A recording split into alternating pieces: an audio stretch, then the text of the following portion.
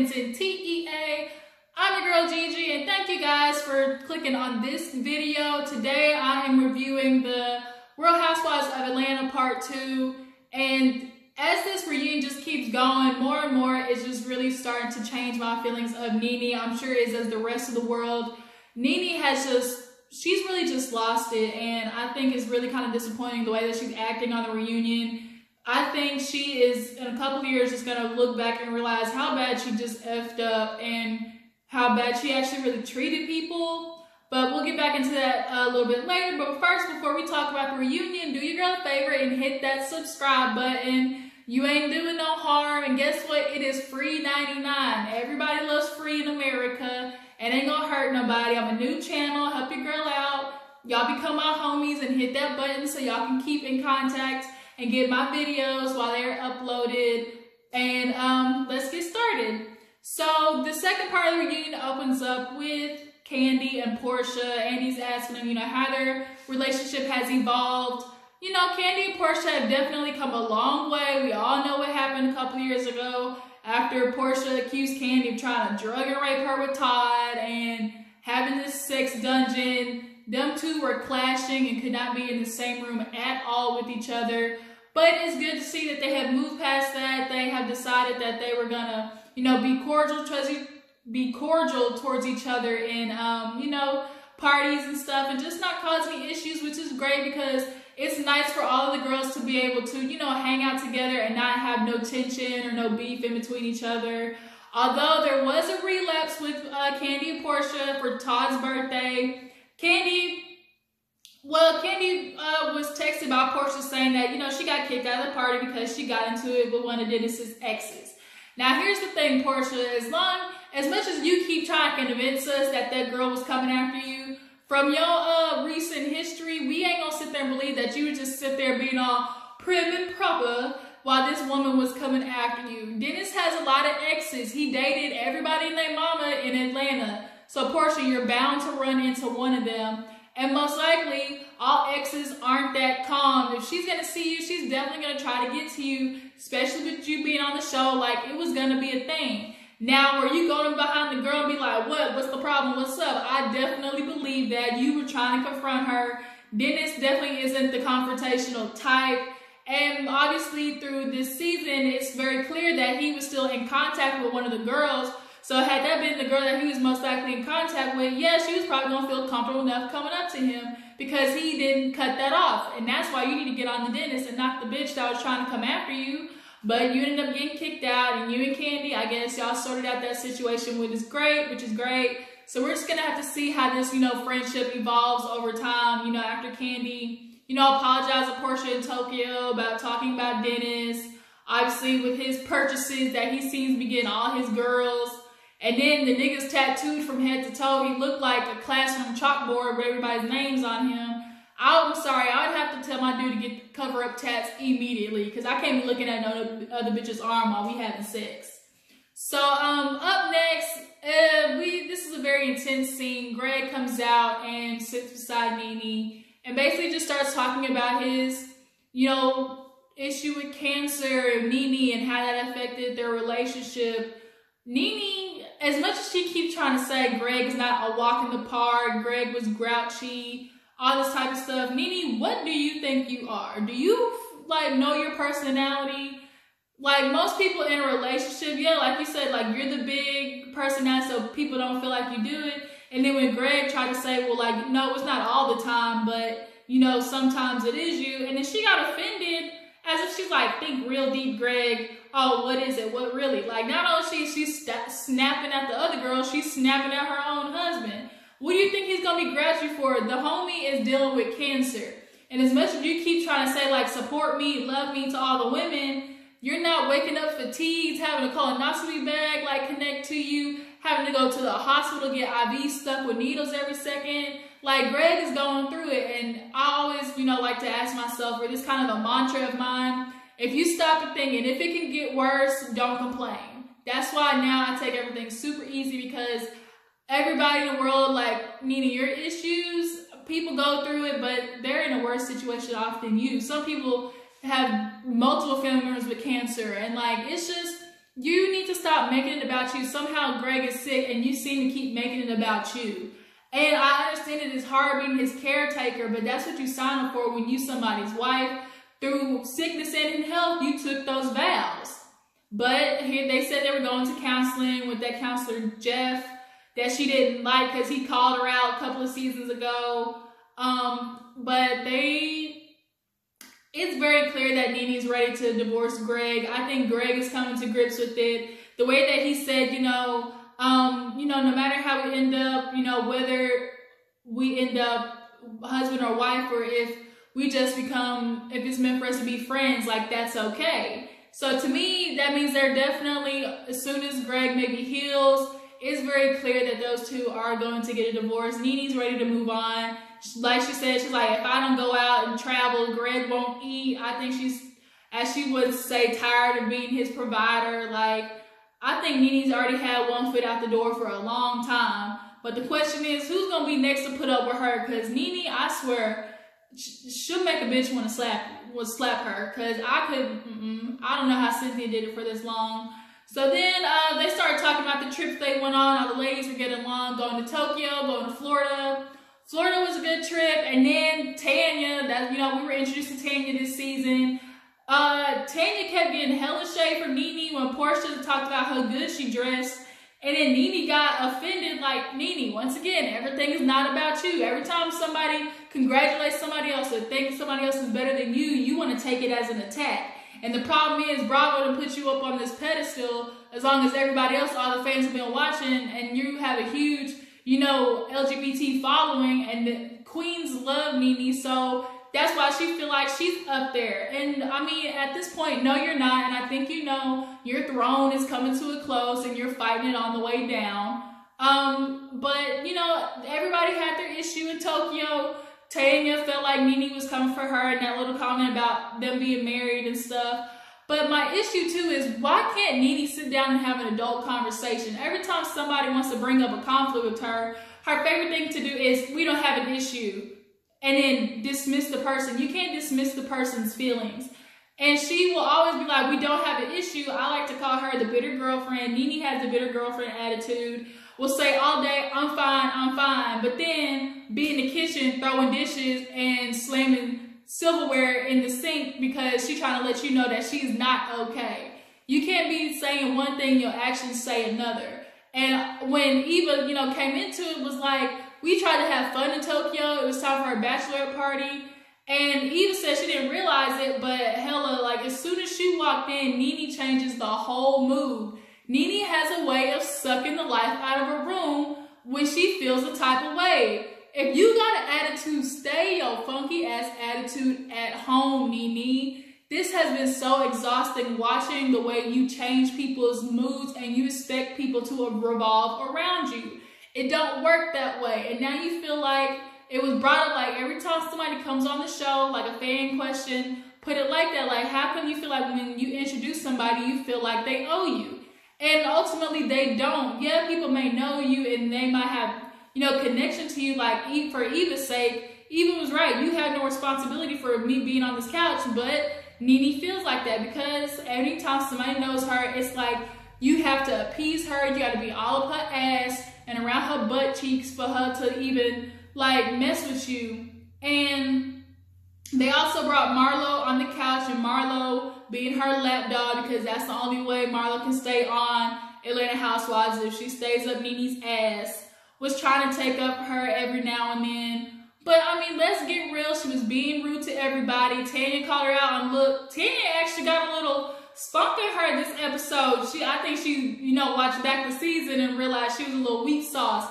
But she took some power juice before that stage, and she got up there and tried to talk to Nene. But then Nene, of course, was being hella sarcastic and passive aggressive. Even, was in agreement with Tanya, like, you be hella passive aggressive.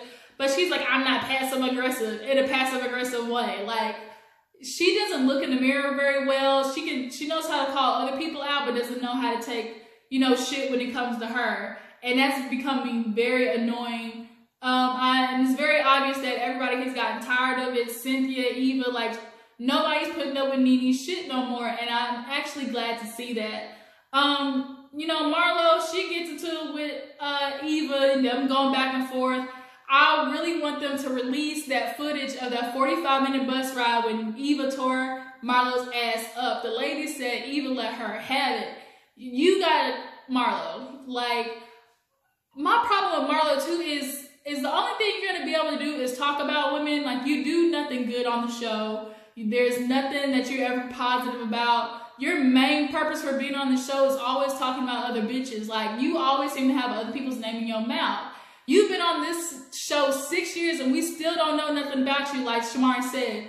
What do you do? Marlo LLC, you known for being a thief, you known for stealing clothes, shaking bitches, and then you brought this white man to that dinner, and then when it got time for you to be like, where did y'all meet? It was like, well, let's skip that. So obviously you met this nigga on seeking arrangement or something, because Marlo, like, your resume is empty. And we need to figure out, you talking about you do all these investments on Watch What Happens Live.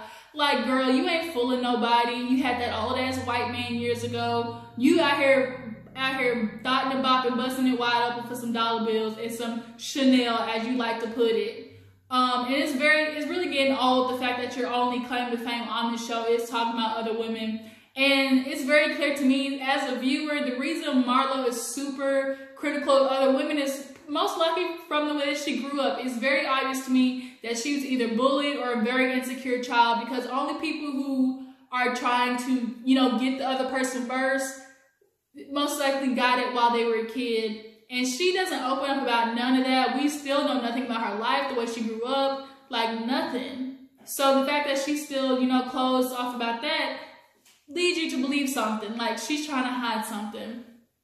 So then we come up on the Byways Party. Well, you know, that was the big feature of this season. All the women show up, you know, with their natural hair, Nene swooped whatever scalp she had left to the front, and she was talking about the other women. She swooped everything like up to the front like this. She put everything over her eye.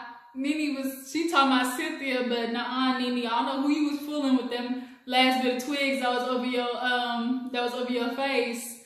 So she gets mad at Marlo and Porsha for being late, but you are known for being late, Nene. She's such a hypocrite. You want to get mad at her for showing up. I get it. 5 hours is a long time, but don't be blasting somebody else when you do the same exact thing.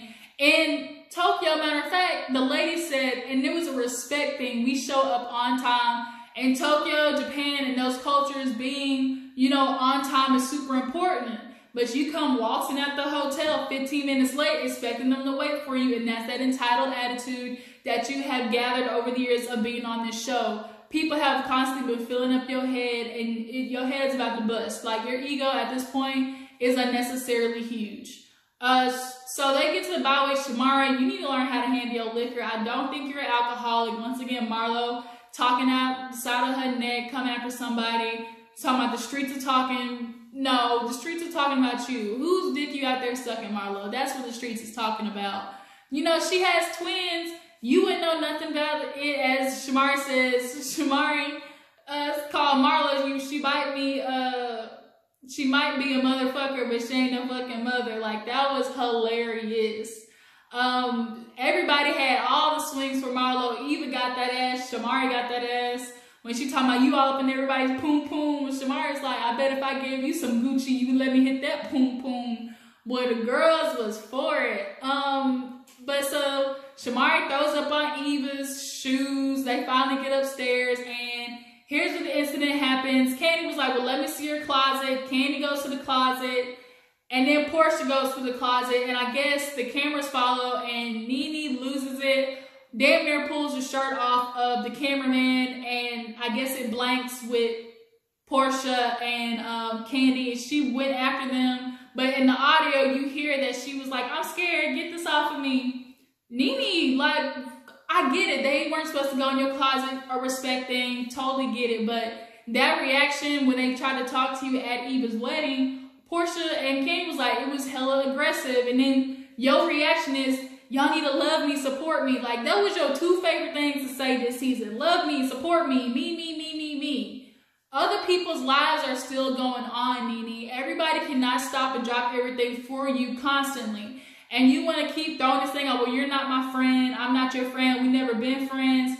And Porsha brought up a good point, like, because we have this disagreement, you want to sit there and disregard all of our friendships like they never happened. And she poured her heart out to you, and Andy gave you the chance to rebuttal, and then it was like, well, nothing, whatever. And then when they gave you the facts, when you talking about, oh, nobody supported you, both of the women was like, no, because we showed up to Swagalicious for Greg. We surprised you. And then what was her reaction? Well, whatever. Oh, no, now it's whatever. After you sit here and said that we didn't support you. She knows those women did everything that they could for her. When it got time for Cynthia's party, Nene got upset because Kenya showed up. But like you say, Nene, I don't got a problem. I don't got a problem. Okay, you don't got a problem. Why you keep acting like it? So what? Kenya showed up. She wanted to get her shine, being pregnant or whatever. All you have to do is stand on the other side of the goddamn party, Nene. And Kenya got under your skin because Kenya's slick, y'all. When she went up there and grabbed that mic, she knew what she was doing. And then Nene gets mad. If you're not friends with Cynthia, why you mad she didn't invite you up there? Cynthia didn't know Kenya was going to grab the mic. And then when she tried to, like, you know, be nice to Greg and, you know, try and console him and everything, it's like, nah, he's right here. Eva was right. It's not about you. Stop sucking the life out of everybody to make it about you. You want people to just constantly, the relationship, your friendships are never 50-50. Nene, you gotta learn how to return the same efforts and loyalty that these women do to you. Granted, Cynthia might have been a little, you know, extra or a little bit shady with the way, you know, she invited Kenya. I get it. If you my friend, just give me a heads up. But had she given you the heads up, what would that have changed? You still would have had the same problem. You still would have had to move across the room. So what was that gonna change? Nothing. So Nene, you need a new attitude. This attitude that you've been portraying this whole season, this whole episode, is gonna make you lose a lot of friends. You keep pushing your friends away for the fact that Marla actually can come through and tell, like, y'all, Nene's hurt. She's going through some things. Like, that's cool. These women are trying to support you, but you can't keep pushing them away. And then Andy keeps trying to, like, just say something, Nene. Like, you gonna be alone. And whether you realize it or not, Atlanta Housewives can move on without you. And I feel like she doesn't think that's going to happen. Nene loves to do these power moves. Everybody else can see it except her. What are you going to do when the show moves on without you? The season you left, the show still did fine. And I think you realized that, and that's why you came back. What is a big reality check for, you know, people who get those big attitudes and big egos is when they realize everybody does fine without them. Porsha is going to do fine without you. Cynthia obviously is going to do fine without you. You and Kandi weren't really like that. And then Shamari, everybody's going to do fine without you, Nene. And you kept saying, ooh, everybody wants to come for Nene. I'm the real G. Everybody's coming for my peach, but it ain't going to happen. Nobody's coming for you because they have a problem with you. And that Nene, it's always like Nene's like protecting something. Like, ooh, I got to protect my peach. Like, ooh, they're going to come for me and I'm going to get them back first. And it's not a battle, Nene. You keep making these battles with everybody. Just accept that sometimes you ain't always right. Like, god dang. Like, if I was Cynthia, like, I would have been done slapped Nene in the face. Like, we would have been brawling. Like, Nook, if you buck, like Porsha said, Cynthia is trying to get Nene to just understand, like, this is such a stupid thing to fall out over. Y'all had 10 years of friendship. Like, Nene, what are you trying to prove? What point are you trying to prove? She keeps trying to say, you know, like to Eva, like, oh, how much I did for you, and Cynthia, how much I did for you, support you. You did show up to Porsha's baby shower, nor gender reveal. You barely wanted to show up to Cynthia's, drink party for Seagram's. You just seem to have this all backwards and super twisted. And like I said, Nene, one day you're going to wake up and realize you ain't got no more friends because you went off and ditched them, and realize as soon as you see them out, Nene's going to have some FOMO and she's going to start crawling back because she's going to realize Marlo can't be her only friend. Because to be honest, we all know Marlo is only fucking with Nene because she's an opportunist and she gets something out of it. Marlo stays on, Atlanta Housewives in relation to Nene, so that's why she's got to stay up her ass. So we're just gonna have to see what happens on part 3. And the way it ended, Nene keeps talking about this breakdown, which nobody was talking about. She's trying to deflect. Nene, you have become just a handful to work with, and you drive a preacher to drink. And Nene, Andy, as the host, I really wish you would start calling her out more, and I really feel like that would make her realize, you know, what she was doing. You kind of did it in the whole Porsha situation, but you need to go in on her a lot more. So that is the part 2 review. I want you guys to please comment. Tell me, do you think Cynthia and Nene's relationship will make it? Do you guys think Tanya's going to come back next season? I actually kind of want her to. Will Shamari come back next season? That's a good one. And I want you guys to please like, comment, and subscribe. Give this a thumbs up. And I will see you guys later on the part 3 review of Atlanta Housewives next week. This has been your girl, Gigi. I'm going to check you guys on the flip side. Deuces.